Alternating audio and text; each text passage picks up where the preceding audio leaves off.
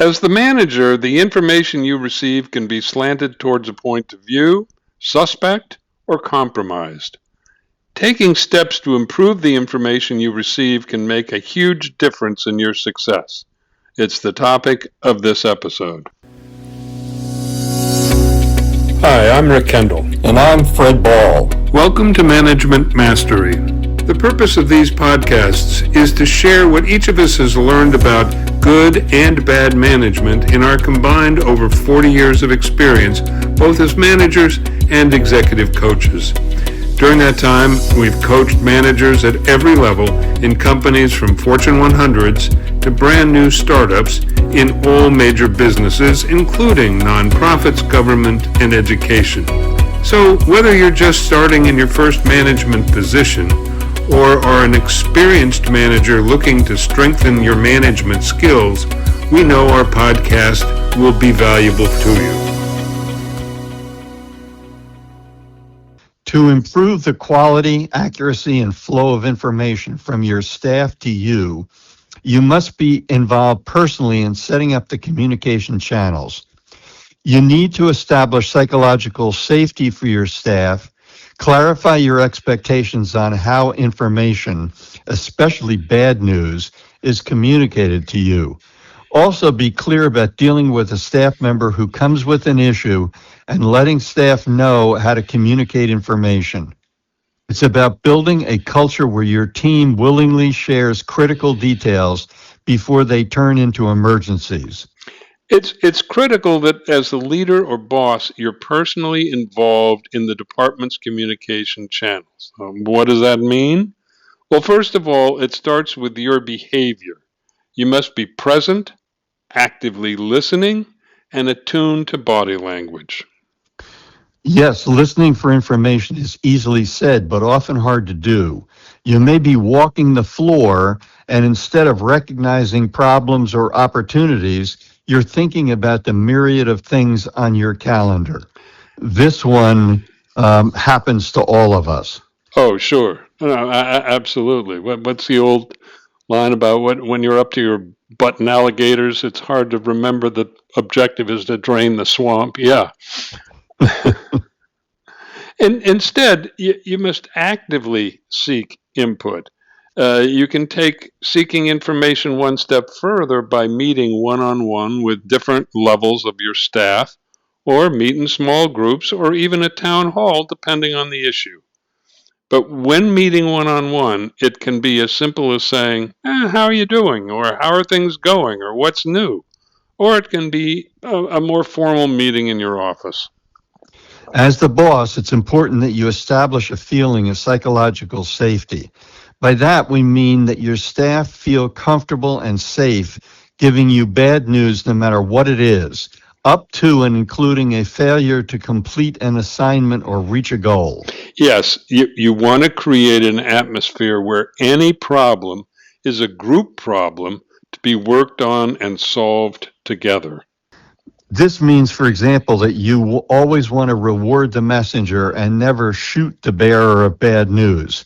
If someone brings you bad news, respond calmly and with gratitude for the information so staff feels safe bringing you a problem early. There is no such thing as bad news. And if they don't give detail, probe for it. Ask open-ended questions. Give them an opportunity to fully explain the information they're bringing to you.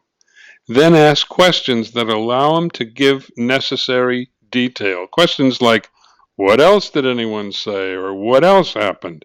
If they say, I don't know, then ask, well, what do you think?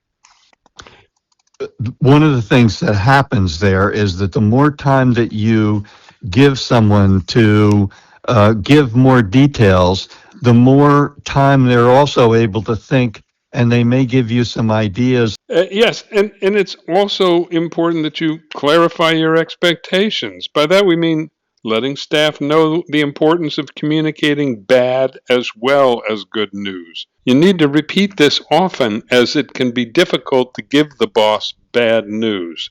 If you're having problems receiving honest information, try to figure out a way around it. Ask for information anonymously through a suggestion box or some other method. You also want to de-emphasize hierarchy. Stress that everyone has an equal voice and prove it by being sure to provide equal voice to all staff members and give recognition to anyone who brings forth valuable information.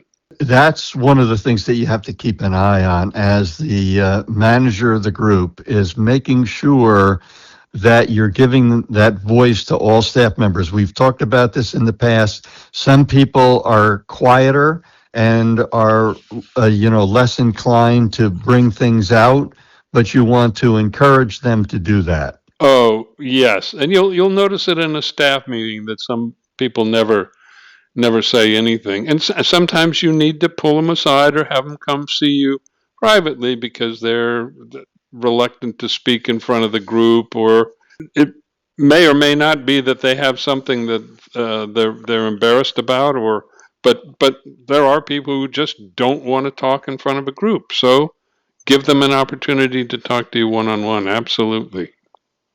Rick started to talk about staff meetings, and you want to be able to ask in a staff meeting, have you seen some good news you'd like to tell us about? Or is there an aspect of our business that we could do better? Please give details. So again, asking the open-ended question, have you seen something good?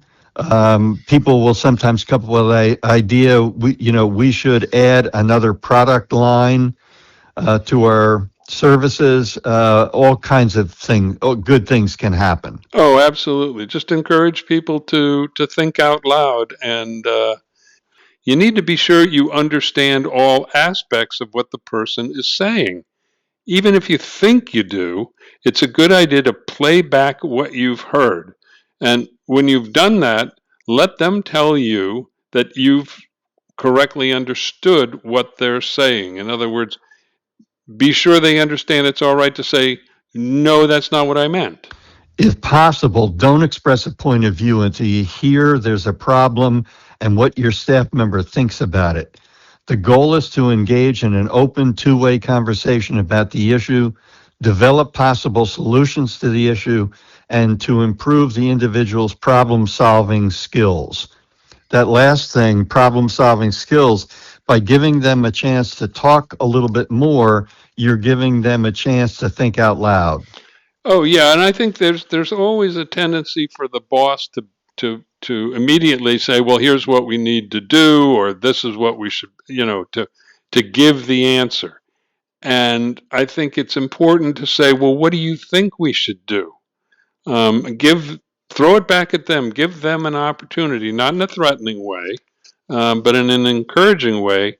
What do they think before you say what you think the answer should be? And always keep in mind your behavior in any meeting with staff, whether one-on-one or a group, is crucial. You always want to be respectful. Stay calm and professional. If the other person doesn't understand something, help them out by asking questions until they understand. So as Rick was saying, this listening is critical. Be sure you practice active listening. Also make sure you fully understand exactly what's being said by asking clarifying questions and remaining totally involved in the conversation. And as we've said, don't interrupt except possibly to get clarification on an important issue you might not understand. Right, and as we sort of alluded to earlier, don't be afraid to use silence. Pause and give either of you a chance to think before speaking. And silence is also a powerful way to get the other person to say more. I had a mentor once that said, nature abhors a vacuum, and that goes for silence. People get very uncomfortable when everybody goes silent and they feel they have to say something to fill the void. So that can be a very powerful tool. And be sure you don't monopolize the conversation, but encourage the other person to express their thoughts. Tone and body language are also very important. Take care that at no time do you appear judgmental or confrontational or bored or disinterested. Oh, that's so true. And if the conversation is about a dispute or a contentious issue, try to arrive at a possible solution or two and then follow up. You want to make sure that the issue is resolved and that the staff people feel they were heard and their ideas were respected, or that they understand why you were not able to respond to their ideas in the way that they wanted. It's also crucial that your staff know the best ways to communicate information to you and you to them.